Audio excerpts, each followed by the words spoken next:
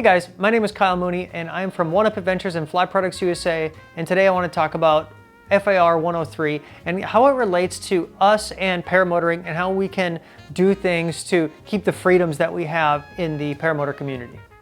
Under Part 103, there are several different things mentioned, but one of the big ones is hazardous operations. We cannot operate in a way that creates a hazard to anyone in the air or on the ground.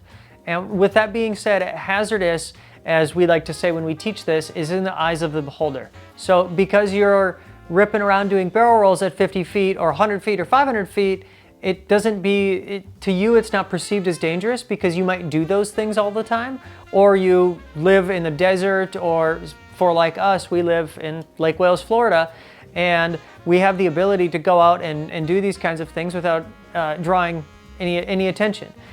But there are a lot of places where that doesn't exist. For example, my hometown, I actually had the police called one day because I was flying. And it wasn't because I was doing anything wrong. I wasn't flying over people. I wasn't doing anything wrong. It was because the gentleman who called said that it was dangerous and my glider was just going to rip in half.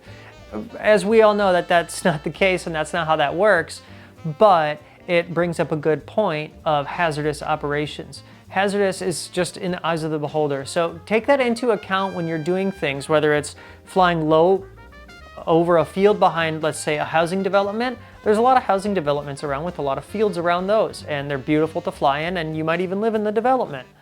But you need to keep in mind when you're flying around these things, if it looks like you're, say, flying over it or doing things close to the ground or with people around, it can be perceived as hazardous. Now, is that going to create a legal issue if you're not hurting anybody?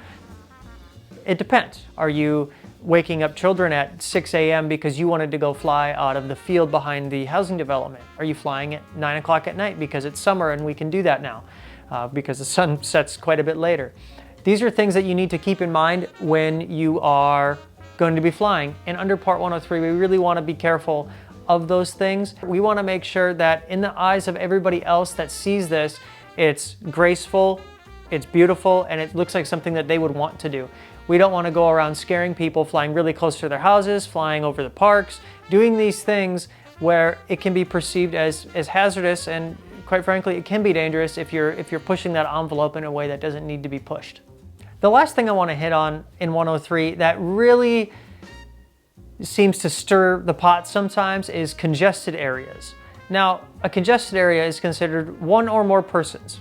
Now, with that being said, legally speaking, you cannot fly over people at all, ever, not once, not a little bit.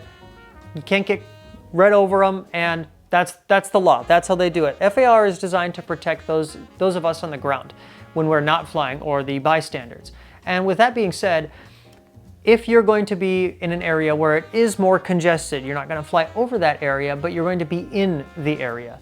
It is really important to, again, hazardous is in the eyes of the beholder. So if you're flying around and you're flying around a beach, which is a great example. You take off from the beach, nobody was there, you start flying up and down the beach. The problem now is everyone is in the sand, maybe in the water, maybe where the sand meets the shore, and some, of course, are out over the ocean. Well, the issue is if you're at 500 feet and you fly over the beach where these people are at, legally speaking, that is not legal. The best way we like to look at this is if you're flying somewhere over a beach, neighborhood area, around the edges of it, things like that, the way we like to look at it is if my engine were to just fall off, or if my phone were to just fall out of my pocket. Directly below me, what is it going to hit? If it could possibly hit somebody or get very, very close to somebody, I don't want to be flying over that particular area. And it's not just for my protection, it's really for theirs, because we can glide, we can land, and we will be fine. But when we fly over people, we tend to give the sport a bad name, and it just doesn't do us any good in the long term to do such a thing. You're flying. People are just amazed that these things fly anyway. They don't need you to fly 10 feet over their head to prove such a thing. They can already see you up there. And it's the same thing with lower aerobatics and flying low over highways and neighborhoods. People are just amazed the things fly anyway. So let's try to keep it to that. And if you have any questions regarding Part 103, whether it's the hazardous operations, congested areas, or any other rules, feel feel free to reach out. Ask your instructor. Reach out to the USPPA. Ask us at One Up Adventures. There's a ton of resources that you can utilize in order to make yourself a safer and better pilot, and overall it'll let us keep doing what we get to do within the community of paramotoring. Thank you guys for watching and listening to me ramble and talk about Part 103 and a few of the issues that do pop up from time to time and things that we need to really buckle down on. And if you do see your friends or other pilots doing this kind of thing, please just mention it. You know, we don't want to be rude to each other and we don't want to create that void, but there is a time and a place to bring this up, and especially after somebody might have just done it. It is a great way to bring it up and talk to them and say, hey, maybe this isn't a good idea. You know, we want to keep this sport as free as possible so we don't have more laws that could bring us down to enjoy what we get to do. So if somebody does that, please talk to them. I always look at it like they might be mad at me for a month, might be mad at me for 6 months, but in the end, if they're really my friend and they're a fellow pilot, they're going to understand and accept what we're trying to do and make the sport safer and more enjoyable for the public as well.